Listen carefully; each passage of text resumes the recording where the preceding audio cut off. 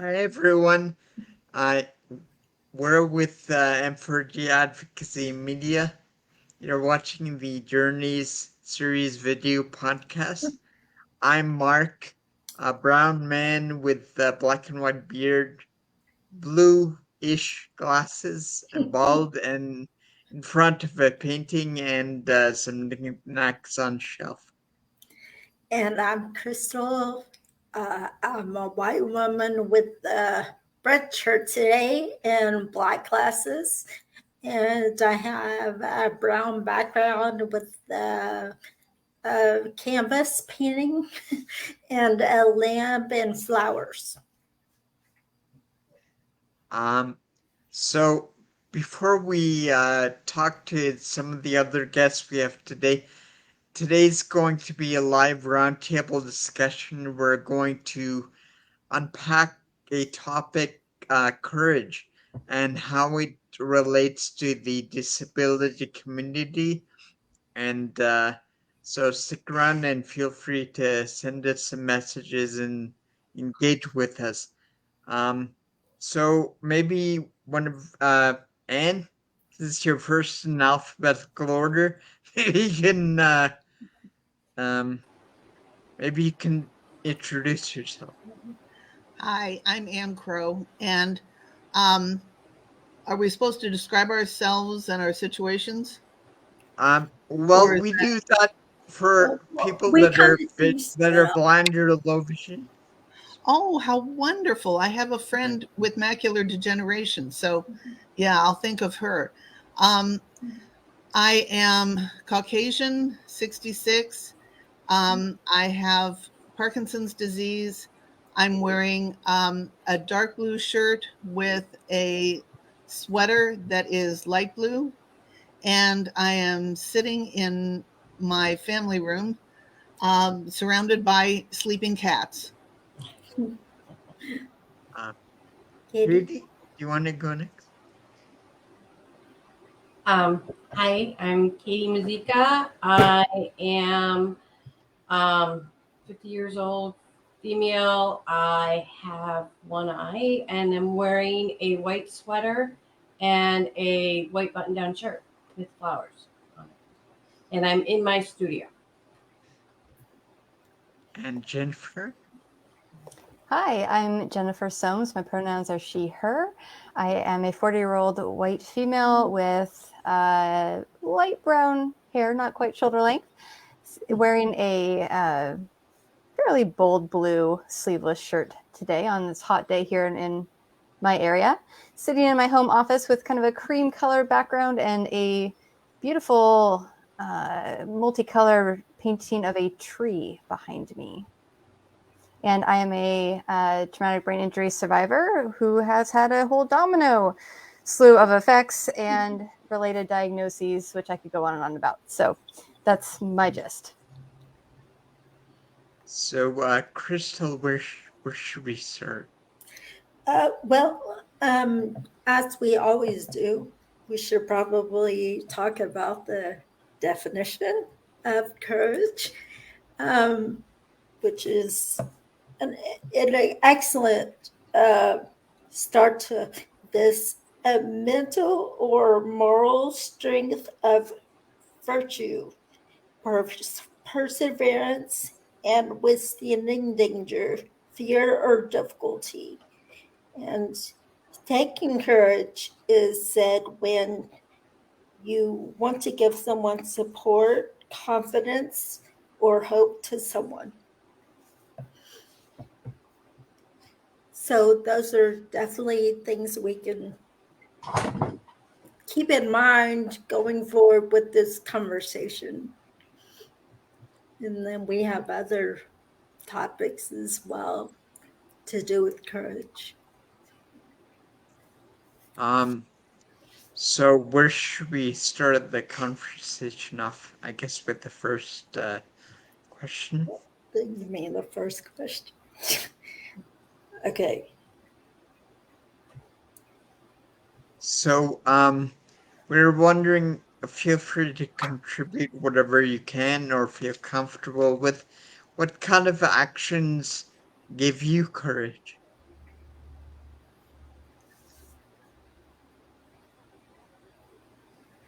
Anyone? I can start. Okay. Kind of actions.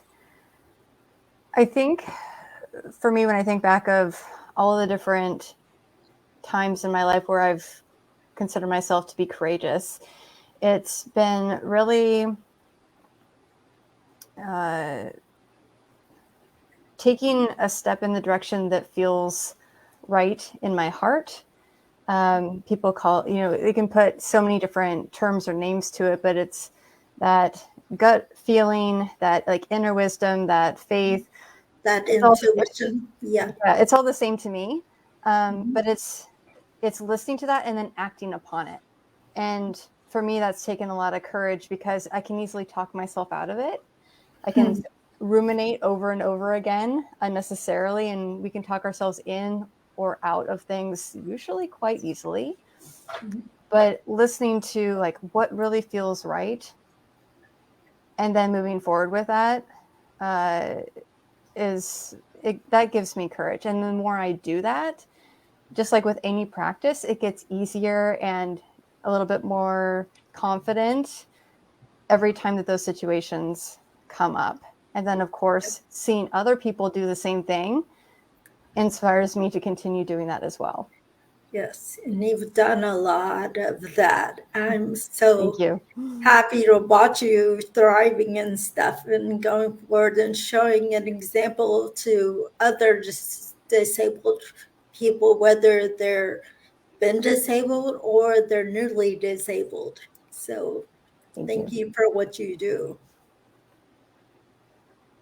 Anybody else? I tend to complexify everything. And as soon as I start doing that, I can convince myself that almost anything is beyond my ability to handle. It was really fun for my parents to teach me to drive. You can only imagine. My struggle is forgetting that I don't have to have all the answers in my hip pocket before I begin. For instance, when I was diagnosed with Parkinson's disease, a friend connected me with her friend who was a Rocksteady boxing coach. And that person located the nearest Rocksteady boxing studio to where I live. And then I went to this place. It was the YMCA in Shrewsbury, Pennsylvania. And I went to the place to inquire about signing up for Rocksteady Boxing, which of course helps people with Parkinson's disease. But I'd been a non-athlete my entire life. I'd spent 60 years getting exercise in the form of shifting in my recliner while reading a book and having to shove a sleeping cat to a different side of my lap while doing so. So that was as athletic as I had been my whole life. And I ended up having to call my sister, who's 2 years older, and say, Barb, I am not going to be able to find the courage to walk in through those doors. You're going to have to keep me on the line and listen to me greet the people at the front desk, or I will chicken out. And my sister, thank heaven, did stay on the line. She is very courageous, so she probably did not understand what was so unnerving about walking into a Y.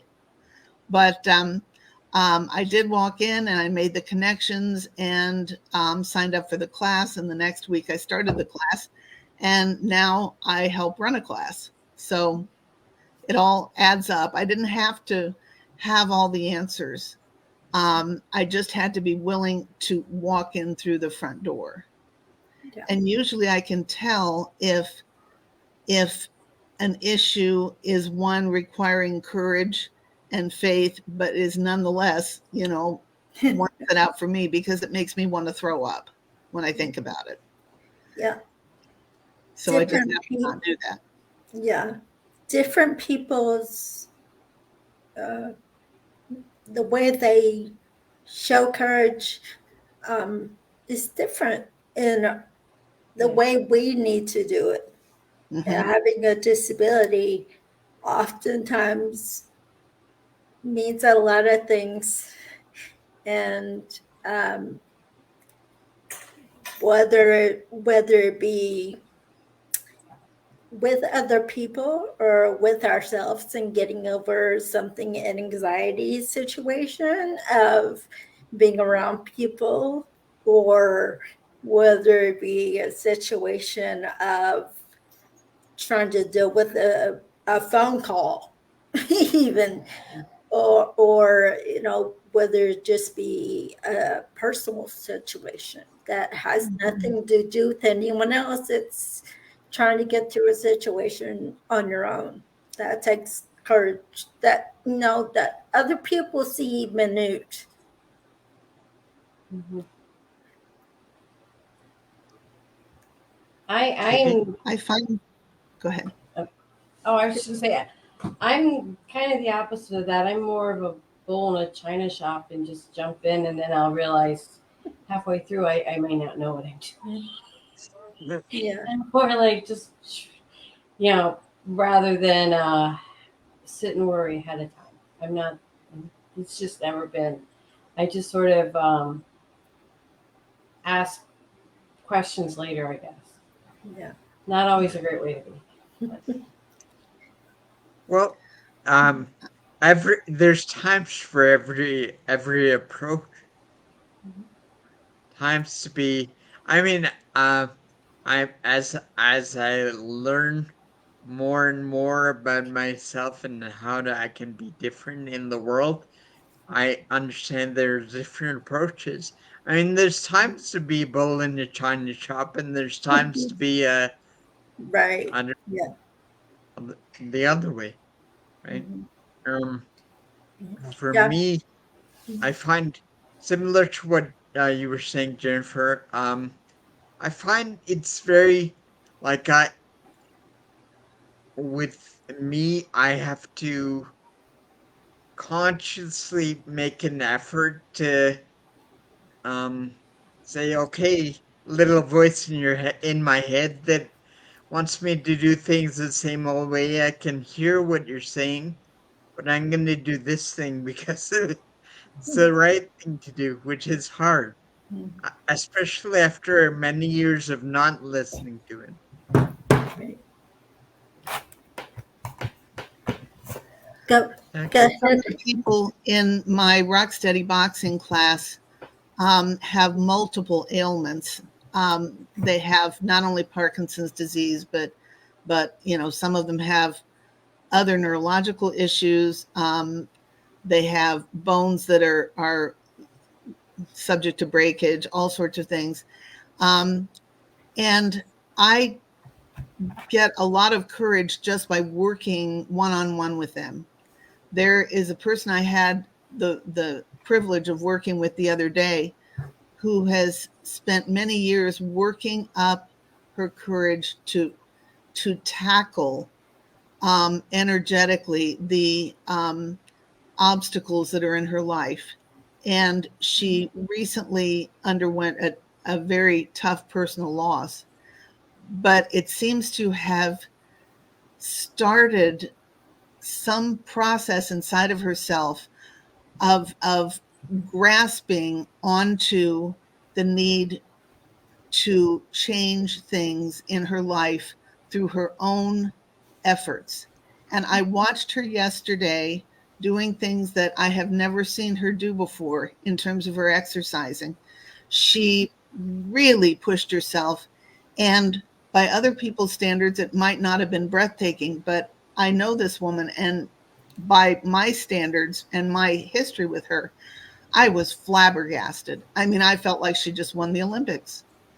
And and it was really just, I think, a change in attitude and taking 100% personal responsibility for the way her life was unfolding. And that gave me a sort of a kick in the seat to make sure that I'm doing the same. Right. That's a good point. I'm sorry, Jennifer. Oh, Jennifer. I just it's Anne, right? Because I can't see anybody's names right now. Ah, I love what you said earlier on, Anne, about the willingness to step in. right? And it could be stepping into the why, it could be stepping into whatever that is. But the willingness, and also your willingness to ask for accountability. And I think those two things can give us more courage, right? And so I just wanted to just emphasize how much I appreciated those things, because it is a willingness. It's a willingness, as Mark said, to do something different that maybe you're not used to doing, and maybe you've ignored that inner voice of saying like, oh yeah, I should do that, or I want to do that, but the buts come in. Yes. And it is that willingness. And I really like how you brought accountability into that too, because I think that can be really useful for a lot of people in a lot of situations, depending on what it is. But I think that's something to consider, as well as to be courageous enough to ask for that. Well, you are bringing something to mind for me, and that is that courage requires the willingness to let go of control over the consequences. Yeah. Because you have no way of predicting or controlling the fallout from essentially leaping into the darkness. And for me, it's become a faith matter. I have to believe that if I leap and I don't know where I'm going to land, God is going to kind of take me in and point me in the correct direction and give me a little shove where I am supposed to be going. And it's also, I think, an important point to bring up, to speak to anybody who's watching or listening that may be in a certain place, that whether by looking at us or comparing themselves with somebody else they know, that courage is very much an individual thing, and everybody's mountain that they have to climb to be courageous looks different. Yes. What Yeah. would you say about that? That kind of brings us into our second question. Um, very clearly, oops, sorry. Very clearly, being courageous means a lot of things, but people confuse being able to be courageous with, and trying to justify you not being courageous with, oh, that's just my character and I can't do that. You know, there are different things. Your character, whether you're a good person or whether you like to cause trouble or whatever, do not define your courage to figure out those things about yourself and admit that they're a problem or there's something that you are happy about and are proud of. Your character is totally different. What do you think? Sorry, I'll let someone else speak.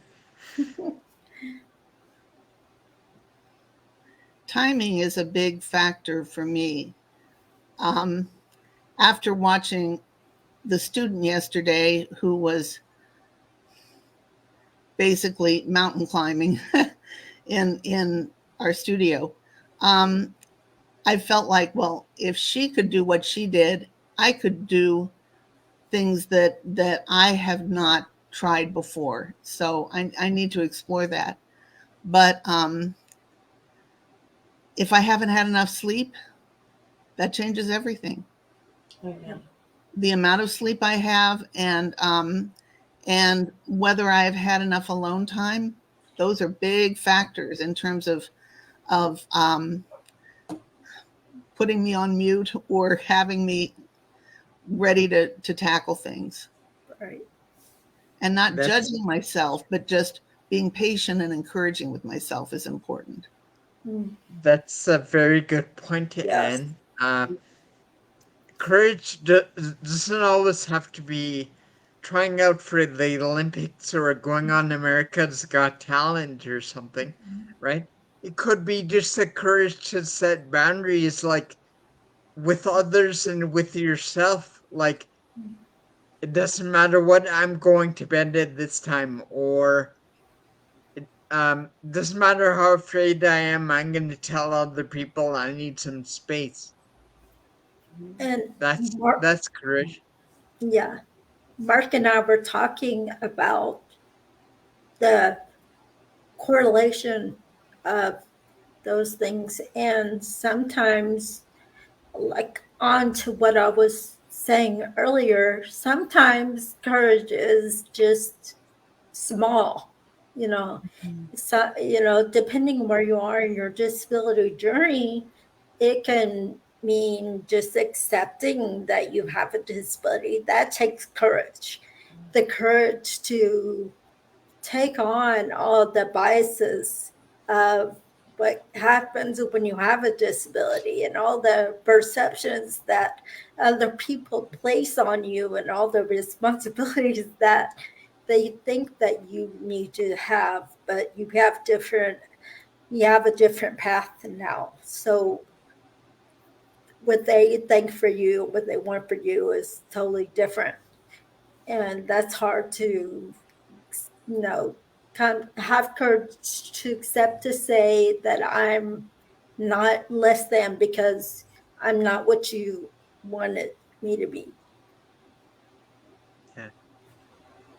And So I mean, being authentic, yeah. Mm-hmm. sorry, Jennifer, go ahead. Jennifer? Yeah, and there's whatever the common phrase is about how basically challenge and hardship reveal character. There's something to that effect that we've Yep. heard time in and time out. And when faced with disability, regardless of how severe or what that is, whether it's new, whether it was congenital, doesn't matter. But we all have courage. And whenever we bump up against some kind of challenge, no matter how small or how big, how personal or existential that is, I think it creates an opportunity for us to explore how much courage we actually have. And even for those people who are like, I really don't have any courage. Every time you bump up against one of those uncomfortable, challenging situations, Right. whether it's internal or external, you realize, actually, yes, I do have courage. And it is like taking those small steps, whatever they are, and it doesn't matter if it's courageous to anybody else or not. But it every one of those times that we bump up against, which is every day for most of us, with the disability or not, it gives us an opportunity to kind of step back and go like, oh, that really was something courageous, whether it's setting a boundary, whether it's just practicing acceptance that day. All of those things are. And the more that we recognize that about ourselves, it gives us more confidence. And it's not in a like egotistical thing of like, oh, I'm super courageous, but it's really honoring that part of our humanity and that part of our own character. Well, and not only that, but also having courage. It's also what you do with it.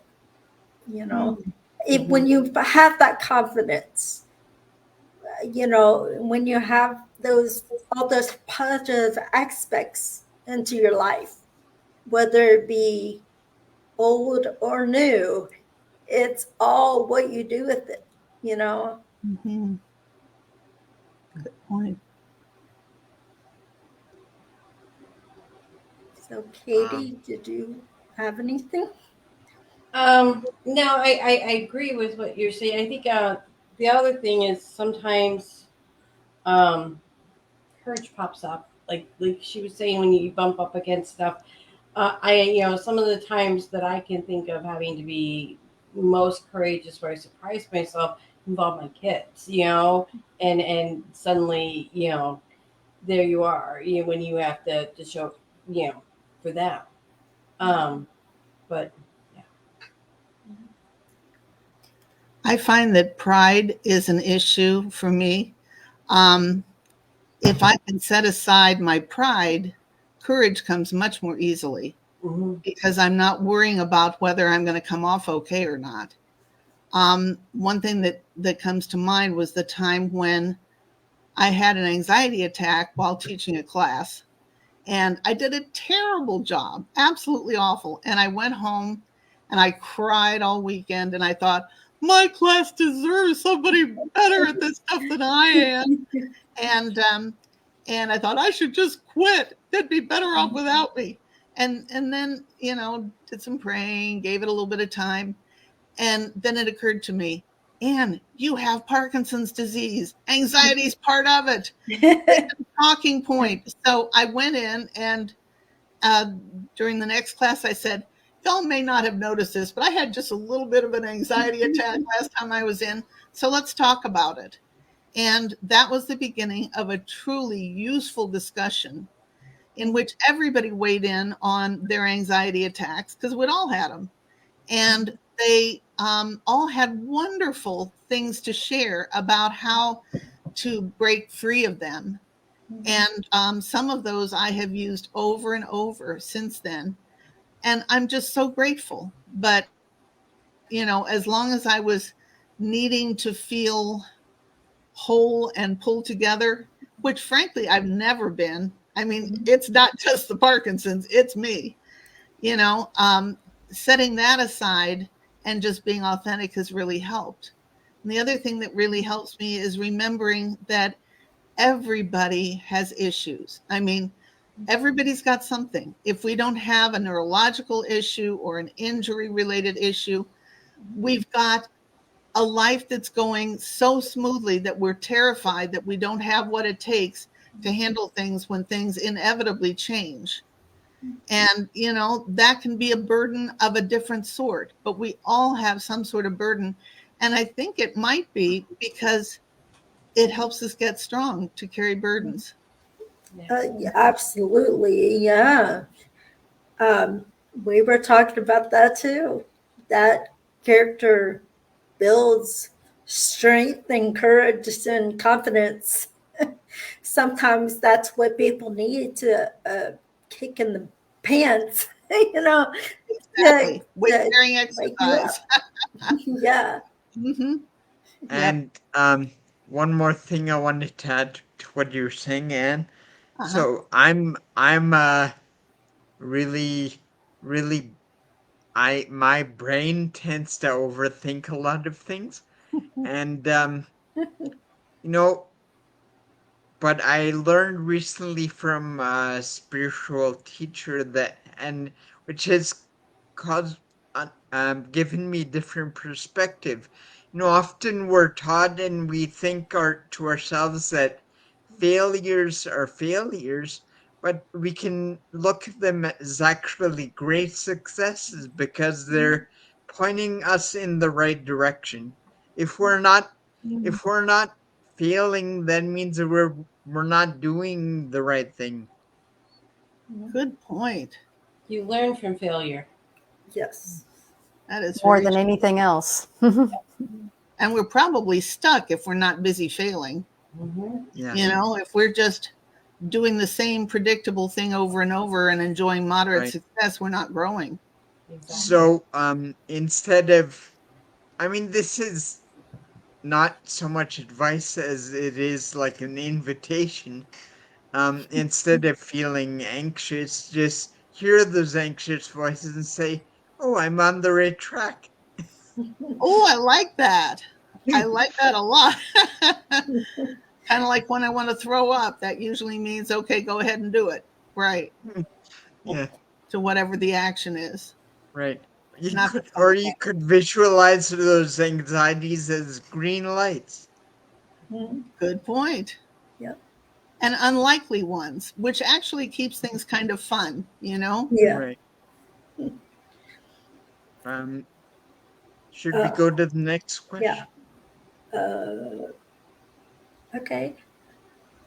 Through your own disability, what is a specific experience where you are proud to have shown courage?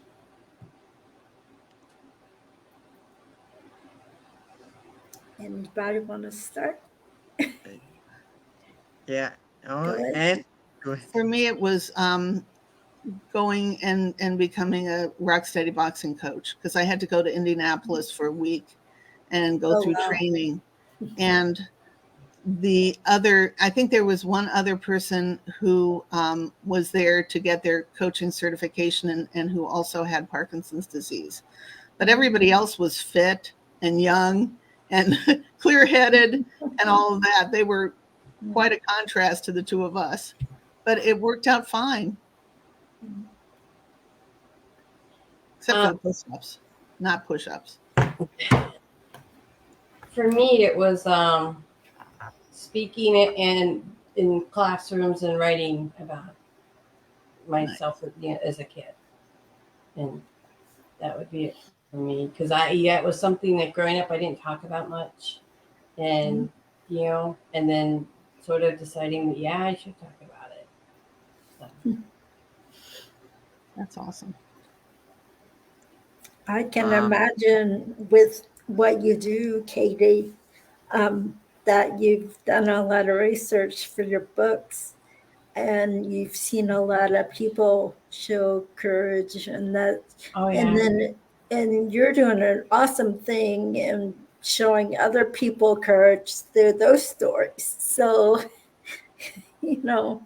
that's the stories I love, were the people who are showing the courage for just that reason.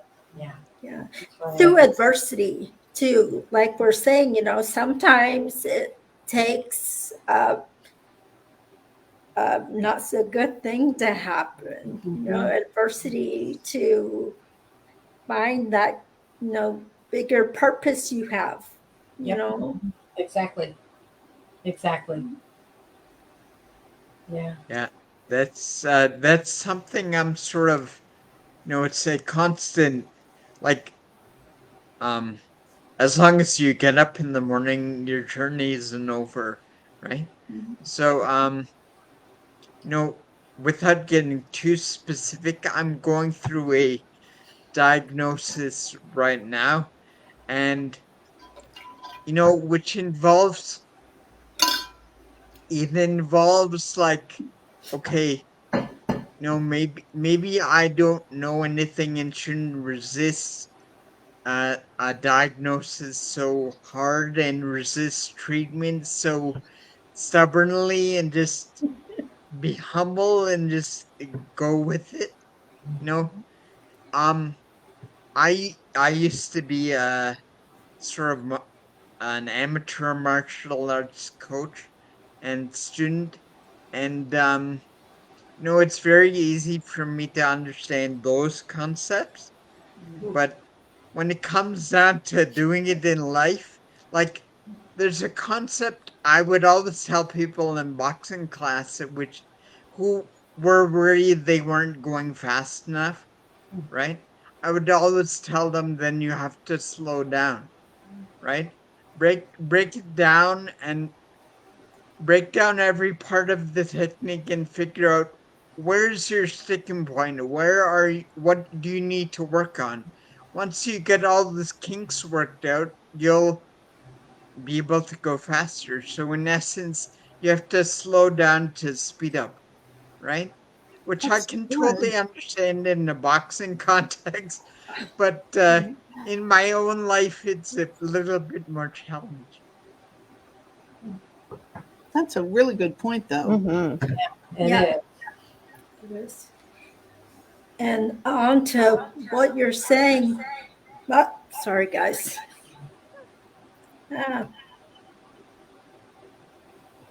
Hold on.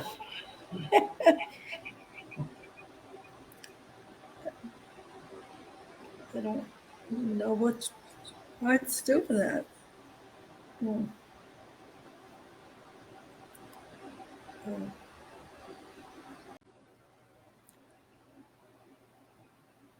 And we're alive again. Sorry everyone, we had a little technical glitch. Hopefully you'll be able to join us for this. We're continuing our discussion on courage. Now I forget who was speaking last. Hold on, let me get the beta back up. Yeah. We were talking about specific experiences where you're proud to have shown courage. Yeah. Go ahead, Jennifer. Uh, it's hard to choose one, so I'm just going to do 3 and keep them brief. I would say not necessarily any particular like order of courageousness, but one is sharing my story and starting to talk about all of my challenges openly, and then publishing a book about it. I think even for all of us being here and we share our stories is very courageous. 2 would be when I really realized that I couldn't work anymore, that I had to stop working and to go through the disability process. I could have easily kept like trying to keep doing what I was doing and essentially cause harm to myself by pushing when my body just was like, I can't do this anymore. And well, those are probably the biggest ones. Just being vocal about everything, and then really like realizing it and honoring that in myself. I'm really in awe because letting go of working must have been a huge loss of identity, part 1. Absolutely. And Right. yeah, and you Especially had to reformulate yours. especially being a business owner for 12 of the 14 years that I was in practice. So it wasn't even just my career or my profession, it was my business, and I was a sole proprietor. So I was the person, and that relationship with my clients and loving the work that I did. I absolutely loved my work, and it was hard. It was a huge grieving process to go through that as well, in addition to like losing everything else about myself with a traumatic brain injury. So it's always compounded, but to really honor and listen to my body and go like, no, my body cannot keep doing this and I cannot work. So it does take a lot of courage, in my opinion, to listen to that and to well, a separate thing, but to then go through the disability process. That's very courageous in and of itself, having gone through that. I can say that. Right. Yeah.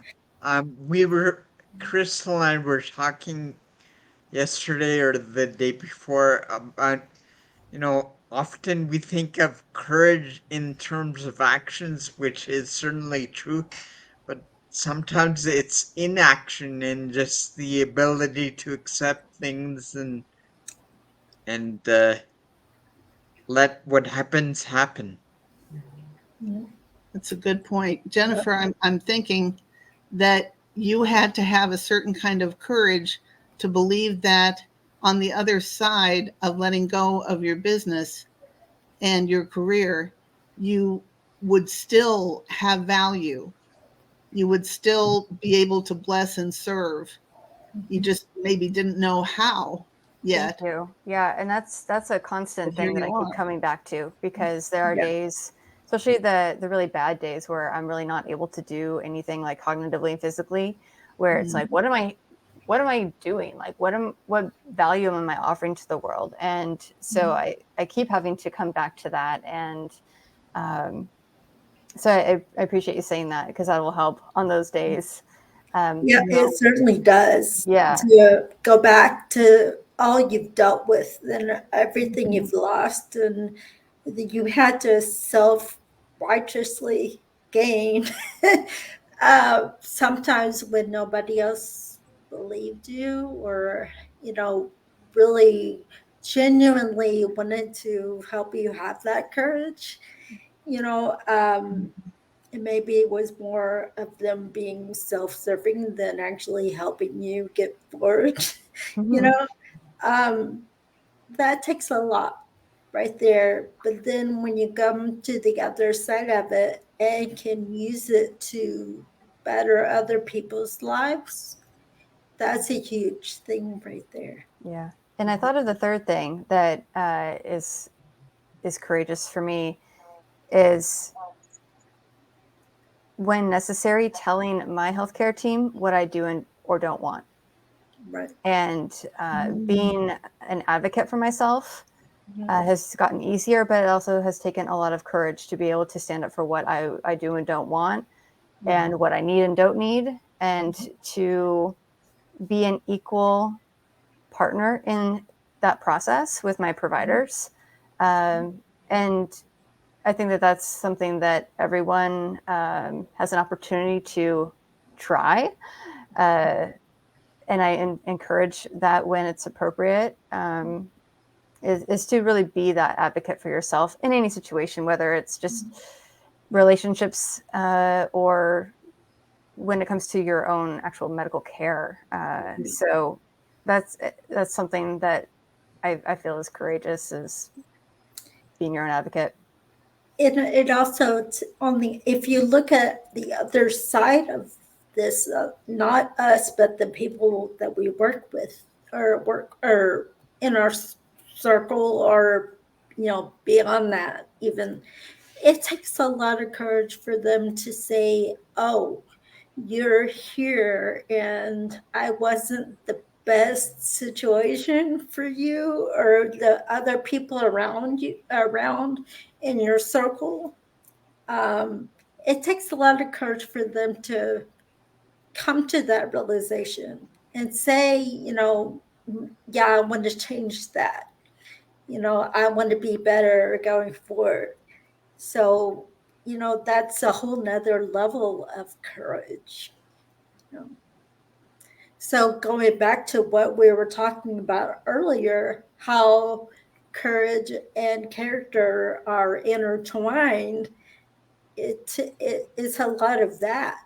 When you have somebody that comes to that realization, it and when they know what they know, and they actually want to make changes and be a better person, or if they go right back to what they did, that shows that there isn't much courage there, and that's more of a character trait than anything. It's dark, but one of the reasons that I knew my husband would end up my husband was the way he dealt with. I was going through a series of seizures at the time, and we were in college, and the way he handled that, and he was right there, and he didn't have to be, we'd only been dating a little while, but he stuck right by me, and I'm like, yeah, I could, this may be the one. No, it didn't scare him off. And my mom later commented on that to me too. She was like, she knows, just like, oh, he's a good guy. Yeah, that's a good guy. And and here we are, 25 years later, and he's been a good guy. I have a question for you, Katie. Mm-hmm. I have a friend who has dealt with physical disability her whole life, and she has grown to be a very strong self-advocate, but sometimes she gets grief from people as if she were being pushy or out of line, stating her needs clearly and sticking to that. Do you find that that's the case for you? No, only because I'm not needing a lot right now. Right. Lately. When I was younger, yes, and I think I wasn't brave about speaking up for what I wanted. I didn't want to be a problem for anybody. I'm thinking of a really good friend of mine who is she deals with an allergy to literally every single food you can imagine. She can't even eat a vegetable or a salad. It has to be microwaved for 30 seconds. And I've been places like at retreats with her, where she almost apologizes for asking somebody to put the food in the microwave. I'm like, don't apologize. You need food to live, and 30 seconds in a microwave is nothing for that. Right. It's easy. Right. But I think it's very, very hard because we don't want to call attention to ourselves and our Right. disability. And when you are put in a position where you have no choice but to, and then to have pushback is just that speaks about the other people and more. Right. My son he's had surgery to correct it since, but he had a malformed jaw and grew up all the way through high school without being able to speak clearly. And I when he was as a kid, it's hard to say to them, but these kids that would mock him for the way he spoke, I'm like, that speaks about them, not Yeah. you. It's Yes. not you. We know who you are, but and I think for your friend, the people who complain, that's more of a reflection on them, that they don't have the charity to understand that nobody wants to be the one Mhm. who has to, but sometimes you just have to be that person because that's what you know who you are. Mhm. Well, that's true. Jennifer, I had a question for you too. Sorry, I'm barging in here, but I have a close friend who has had a brain injury and all sorts of complexities around that. And I think sometimes he feels very lonely because he doesn't know anyone whose journey has been anything like his. And I was wondering whether you had experienced that as well. Absolutely. And it's really, really common among brain injured folks. But I would imagine really with any disability, because especially when things are invisible, right? It's easy to see if someone's an amputee, but it's not easy to see when there's something that is internal. Yes, it's a very lonely process. It can be. And the more that I started talking about my story, the more I started meeting people who also had brain injuries. And it was actually a little over a year ago that a friend of mine with a TBI invited me to a online brain injury support group. And that has been one of the best things that I have done in this journey, is community. And we know how much community is important, which is why we show up here, is to understand and have empathy. So the more that we can be courageous to even say, hey, this is what I need to feel supported. I need people who understand me, and to get people to help you find those people or to look for yourself is huge. And it really makes a big difference when you don't have to explain things so much and people just get it. Yes. Even though everyone's experience is different, there's a certain level of understanding. So community is huge. And we as human beings need community, no matter how introverted or extroverted we are. So, and I will that's share that with him. absolutely. Thank you so much. Yep. Wow, And what a gift. Yep. And there are actually a whole list of, it's not a complete list, but on the Brain Injury Association of America, there's a whole list of support groups. Thank you. And one thing about that, definitely community is key. But even within our own communities, we can pigeonhole ourselves. Like Crystal and I have experienced this where, like, we're trying to do things to bring everyone with disabilities together, right? And it's almost like high school. You have your ataxia people, you have your Parkinson's people, you have your brain injury people, and they don't talk to one another because you're different, and they're like, as far as we've seen, a lot of our experiences are the same, especially if it involves some sort of brain disorder or brain injury. There's a lot that is common amongst us. And yeah, definitely. I find that, with the disability community, it's a community as a whole, but also, we're all siloed sometimes. we saw ourselves as well. You know, yeah, you go over here, you go over here, you know, but we're all so much alike.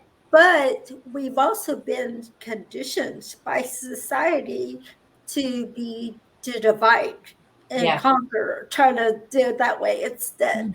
So I think it's more of a construct of how we were raised and how society formed our how we operate. And we've got to get away from that. We have to come together and realize that, and that takes courage to do that, you know, to uh, come to the decision that we're more alike than we are different, and we want to come together and make each other's lives better.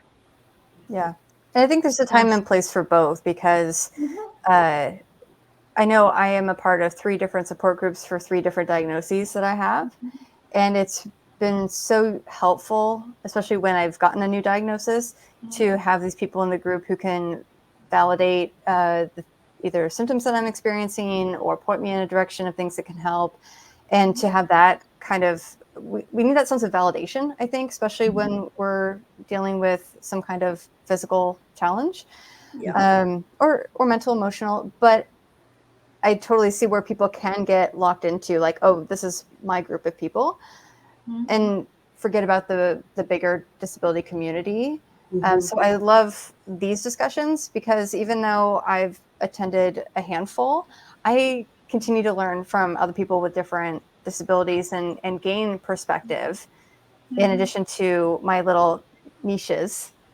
So there's a time and place for both, because I think we need, when we are dealing with a very specific challenge, we need other people who are dealing with that very specific challenge for that really specific empathy. But it's so nice to be able to step back and see that bigger picture and understand perspectives from people with all kinds of other abilities and disabilities, and things like that. So I love the opportunity for both. Yeah, it's that's right. It's all about balance, and we have to find that sweet spot so we can just move forward and make the world a better place. It's kind of like developing your own voice and then discovering that there are other voices out there that can sing in harmony with you, or Right. or in unison, you know. Yeah. It's kind of incredible. I love that. It's just like um like baseball team. I'll say baseball because kind of biased, but a baseball team full of people that only know how to catch isn't gonna go anywhere. I like that. I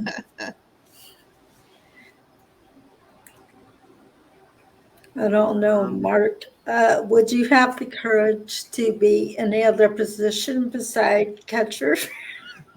Um, well, it would have to be any other position because I'm the kind of person that will drop the ball every Well, time. yeah, actually, I was going to say, if you have ataxia Yeah, and you're trying to yeah. catch a ball or throw a ball, yeah, that's I not can gonna be a happen. base coach.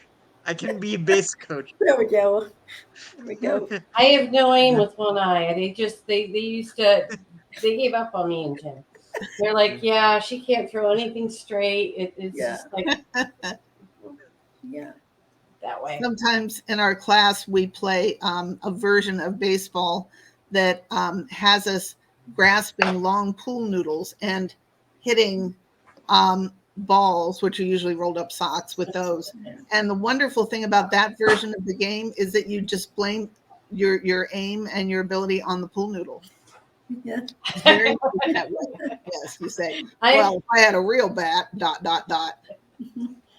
It's pretty funny. It's fun. So, anybody else? need that question, or are we ready to move on? You can go to the next one, I think. Okay. Uh-huh. I love this question. It's awesome. Who wants to start? Without faith and hope, I think that we tend to be marooned. We just get stuck. And faith allows us to believe that things are possible, even if they have not already taken place or firmed up yet in any kind of way that we feel like we can count on. And hope lets us be able to picture the possibility of things getting better. And without the hope that things could get better, why would we even try to muster up the courage needed to do brave things? And Yeah. how wonderful that is a gift of faith and hope. Yeah. Okay. And it takes real courage, and it's a real, I guess, blessed person who can believe something without seeing it. Mm-hmm. Mm-hmm. Yeah. Funny how that's getting easier with age. Hmm. It was very hard in youth. I think it takes a lot of courage to put faith in anything, whether it's yourself, other people, or a higher power, however you want to name that. Mm-hmm. It takes a lot of courage to do that. And I think especially it can take a lot of courage to put faith in ourselves. I think it's easier to put faith in something outside of ourselves as opposed to within. And being able to look at all of these different aspects from or into which we can put faith. And hope, because I've got hope literally tattooed right here. The verb itself also means to trust. And for me, hope isn't necessarily about believing that everything's going to turn out unicorns and rainbows. And if it does, great, whether it's for myself or anybody else. But it's more about trusting that I am and I will be okay no matter what. No matter how things turn out, whether it's what I want them to or not, because it doesn't always happen. Mm-hmm. Sometimes people's physical challenges don't change. Yeah. And can I trust that whether my situation, whether my health challenges or anything else changes, can I still be okay and will I be okay? And the answer is yes. And that I put faith into. And so sometimes I think hope is made a little bit too fluffy. That gives people this idea that like, oh, it means everything's going to go away and everything's going to be perfect. But it's not necessarily possible for everybody for that to happen. But it's trusting that I will be in a better place mentally, psychologically, emotionally, even if other things don't change. But I trust that I will be able to grow from this in some way and be better for it. And it has value because of that. Yeah. Yeah. Yeah. I think for me, faith and hope is just faith that whatever happens is for better or worse meant to, as a meaning, like you were saying, Jennifer. And hope is just I liked what you were saying about hope not just meaning unicorns and rainbows, but um, just basically understanding, But I used to read Hardy Boys books to my son when he was little. And at the end of every chapter, Frank and Joe would be in great peril. And the tension would rise, and we would think, oh no, Frank and Joe are going to die. And then one paragraph into the next chapter, we would discover, no, actually, Frank and Joe are resilient and clever, and they figure a way to get out of the trap that they were in. And that has become something that I have learned is true in my life.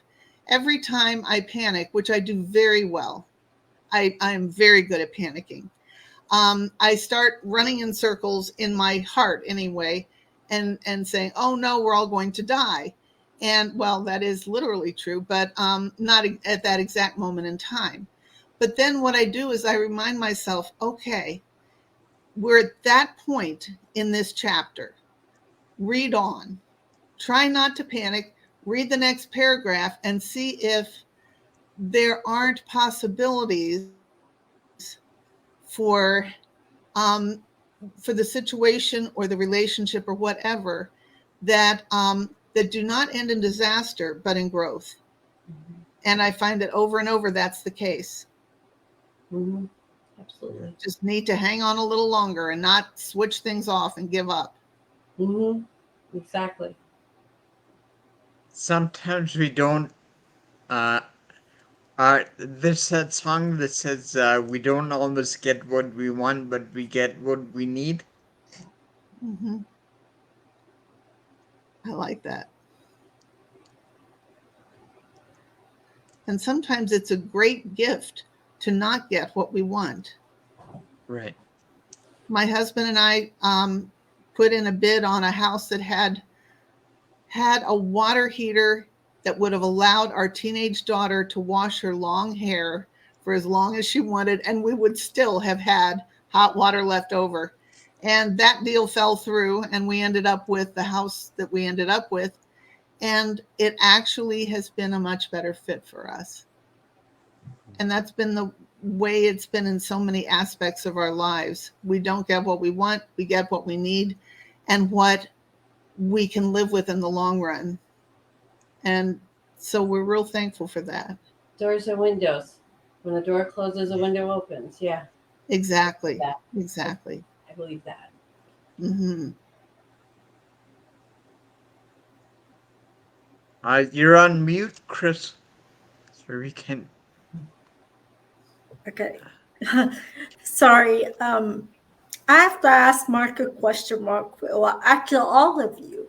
Does it look to you guys like the video boxes are getting smaller and smaller? They're really small. What is going on? I don't. I think we turn off the banner and make it fixed. Maybe. Maybe. And let me try that. Let me see. Yeah, Okay. there we go. Yeah. Okay. Okay. I think it's just yeah. Weird. But that was kind of our last question. Does anyone want to discuss anything else in terms of courage? Yeah. Yeah. I didn't answer that question. Oh, it's sorry. I told you that was my favorite question. Yeah, you did at the beginning. Yeah. So it I find having faith and hope that things are gonna get better or it helps you have courage. And when and you kind of talked about that in the beginning, but especially when you've dealt with a disability for many years, um, you always come back to that faith and that hope, and that builds you up and helps you go on so you can help others. And I just not even even if you don't believe in higher power of anything, just that hope of being able to get back to humanity and uh, helping others and communicating with others That's huge. I have adopted as my mantra recently, we're doing the best we can with what we've got. Mhm. Yep. And I use it not only to reassure myself that my rather puny efforts are okay enough, but when other people are unkind or disagreeable or whatever, I remind myself that they may be doing the best they can with what they've got right now. And I don't know the half of what they're dealing with. Right. And that helps me to be at peace, whatever kind of treatment other people happen to find themselves engaging in with me. Right. Right. And also the hope that, you know, you are going to be enough for everybody else, and everybody is going to try to be on the same page with you. That Mhm. takes a lot of courage as well. Yeah. So Good discussion. is that I'm it? very glad that we went for the long-awaited sequel. Yes. Yes. I'm sorry about that. Oh no, seriously. You know, we're talking about human frailty and strength within the frailty. And it's a great Right. example, you know? I mean, any of us could have found ourselves with a glitch like that. And it was no big deal and things worked out great. And we can laugh about it. It Yeah. happens, I'm right? so thankful that all of you are, you know, encouraging courage, encouraging about, you know, that silly mishap. You know, technology can be a blessing and a curse. So Yeah. That is so true. Oh, thank You you. are perfectly human, Crystal. Absolutely. Yes. thank you for the reminder. And See, you I'm not a came right robot, back, Mark. and you made it fun. So thank you. Yes, thank you. Thank you guys for participating and being a part of it. These are always very awesome conversations, and hopefully they're opening eyes, and people are really thinking about their own perspective on what we are adding to their thoughts about how they want to be and how they want to live going forward. Certainly does for me. I feel like it's opening a door and letting light pour out from that open door, and we need light. We do. That kind of thing also takes courage. Yes, You know that people are going to be judging you, and you know, oftentimes in the disability world, we have been let down, and different biases have happened, and it takes a lot of courage to say, I don't care. I'm going to have faith. I'm going to have hope, and I'm going to do, I don't care what they think. I'm going to do this stuff because I have a bigger purpose, you know? And if I let that stuff get in the way, I can't live out my purpose. Exactly. Yep. And you miss Yeah, out I on know so we much already joy. talked I mean, about purpose, but meeting this group, it's wonderful to have the opportunity to meet these amazing women and to work with the two of you, because you're really good at what you do. So Yeah. thank you. thank you for We this appreciate opportunity. that. Thank you. Okay. Okay. Thank you Thanks, guys everyone. again. Bye. All right. Thank Take you care. Bye. too. Bye. Bye.